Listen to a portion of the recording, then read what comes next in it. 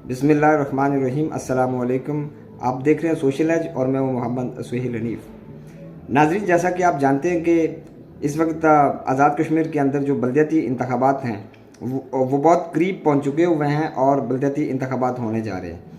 और मेरा मकसद सिर्फ़ और सिर्फ इसलिए अपडेट करना है कि हम लोग अपने वोट का सही इस्तेमाल करें और उस शख्स को हम अपना काउंसलर मुंतखब करें जो इसका सही हकदार हो। इसकी बहुत सारी एग्जांपल है, मिसाल मैं आपको दे सकता हूं, लेकिन क्योंकि मैंने मुख्तसर टाइम के अंदर ये चीज़ कवर करनी होती है तो मैं बहुत शॉर्टकट ही बात करूंगा। समझने के लिए आपके लिए ये उम्मीद काफ़ी होगी। देखें, एक तो जो हम देख रहे हैं, जो बुनियादी मकसद मेरा बात करने का है कि हमारे यहाँ 2-3 लोग हैं जो पार्टी टिकट के ऊपर आए हैं और कुछ लोगों को मैं देख रहा हूँ, जिस तरह पीपल्स पार्टी के उम्मीदवार शकील भाई हैं और शकील भाई की मुखालफत में पीपल्स पार्टी के ही कारकुन उनकी मुखालफत कर रहे हैं। इसी तरह जो पाकिस्तान तहरीक इंसाफ के उम्मीदवार हैं जहांगीर जलाल मागरे, तहरीक इंसाफ के लोग भी पार्टी टिकट के बजाय सरदार मीर अकबर साहब को सपोर्ट करने के बजाय, तहरीक इंसाफ को सपोर्ट करने के बजाय वो उस टिकट की मुखालफत कर रहे हैं और सरदार मीर अकबर साहब से बगावत कर रहे हैं। तो इसका मतलब यह है कि आप कोई सियासी कारकुन नहीं है, ये सिर्फ मफाद प्रस्त टोला है। और इसकी बहुत सारी मिसालें हैं। शकील भाई और जहांगीर भाई ये दोनों हमारे लिए बेहतरीन चॉइस हैं, लेकिन दोनों पार्टी कारकुनान के लिए होना ये चाहिए कि आप अगर कारकुन हैं, आप समझते हैं कि आपके अंदर अखलाकी कुव्वत है, आपके अंदर सियासी समझबूझ है, तो पीपल्स पार्टी के जो कारकुन हैं वो अपने वोट के साथ जाएं और तहरीक इंसाफ के जो कारकुन हैं वो अपने वोट के साथ जाएं। लेकिन ऐसा नहीं हो रहा है, मुफाद प्रस्ती है। तो मुफाद प्रस्ती को हमें छोड़ना होगा और अपनी पार्टी को और पार्टी के टिकट को फेवर करना होगी, ये बहुत ज़रूरी है। अगर हम इस तरफ नहीं जाते तो इसका मतलब ये है कि हम मरकज़ी क़यादत से बगावत कर रहे हैं। और जहाँ तक शकील भाई का ताल्लुक है, उनको मैं प्रायोरिटी पे इसलिए ले रहा हूँ कि शकील भाई के अंदर ये सलाहियत ज़रूर है।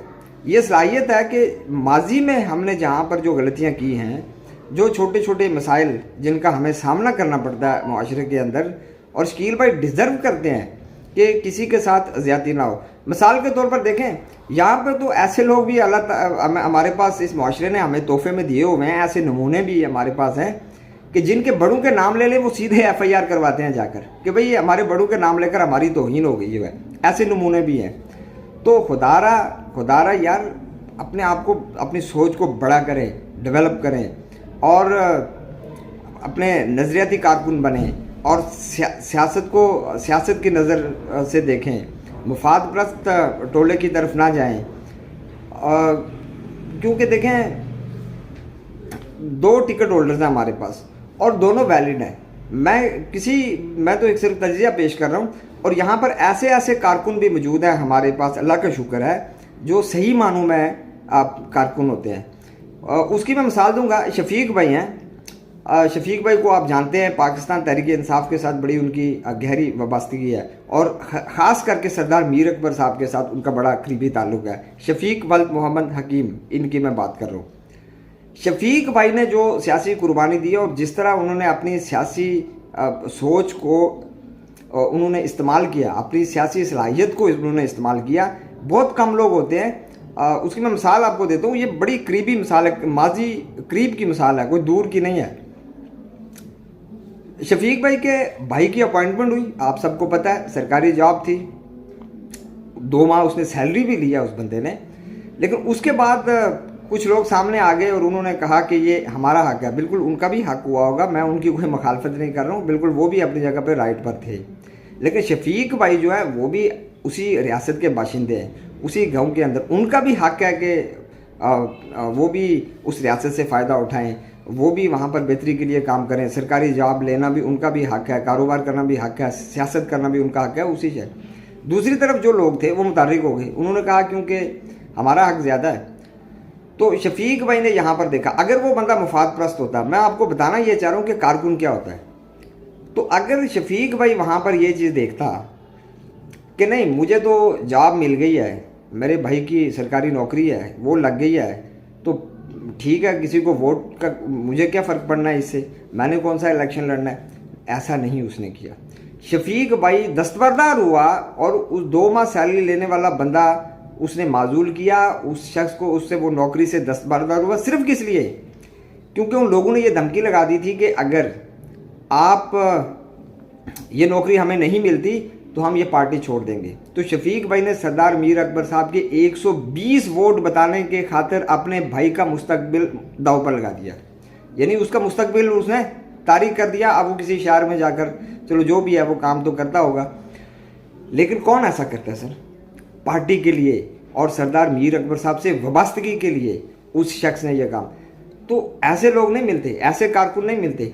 120 वोट बचाने के लिए उस बंदे ने अपना मुस्तकबिल ज़ाया किया है, अपने भाई का मुस्तकबिल उसने ज़ाया किया है, दस्तबरदार हुआ है सिर्फ किस लिए, नज़रियाती कारकुन था। सरदार मीर अकबर साहब से वफा थी, लाज थी कि मेरी वजह से मुझे ये फ़ायदा, अपने ज़ाती मफाद को उसने नहीं देखा, उसने पार्टी को देखा, पार्टी की क़यादत को देखा कि मैं सरदार मीर अकबर साहब के 120 वोट, पूरे 120 वोट थे, आप गिन के रखें।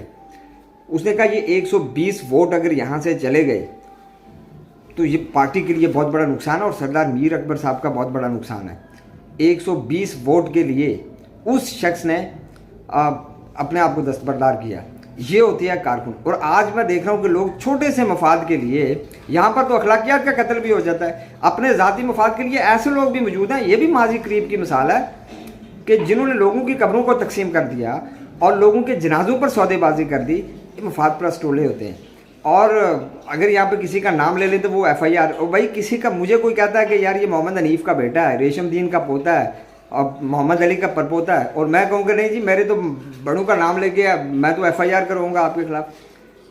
इतनी पस्त सोच, खुदारा यार इससे बाहर निकलें, दुनिया पर आएँ, अपने दिमाग को के ढक्कन को खोलें और अपने दिमाग के ढक्कन को खोलें। ये मैं दोबारा रिपीट कर रहा हूँ कि अपनी दुनिया को ख्वाहिशात तक महदूद ना रखें, दुनिया इससे बाहर आएँ और ख्वाहिशात की दुनिया से बाहर आएँ। ऐसे वो लोग होते हैं कि जिनकी जो सोच के गुलाम होते हैं अपनी, और उनकी दुनिया उनकी सोच तक महदूद होती है, ये वो लोग होते हैं। तो ऐसे लोगों से ज़रूर आप बचें। वो सियासत करना हर शख्स का हक है, हम किसी को रोक नहीं सकते हैं, लेकिन मफाद परस्त टोले से बाहर निकलें, अपनी अपनी पार्टी क़यादत के साथ जाएं। पीपल्स पार्टी के जो कारकुन हैं वो सरदार कमरुज़्ज़मान से वफा करें, और जो पाकिस्तान तहरीक इंसाफ के कारकुन हैं वो सरदार मीर अकबर साहब से वफा करें। यही मेरा मैसेज है। वमा अलैना इल्लल बलागुल मुबीन। इंशाल्लाह बहुत जल्द आपसे मुलाकात भी होगी। मुझे दीजिए इजाज़त। अल्लाह हाफ़िज़।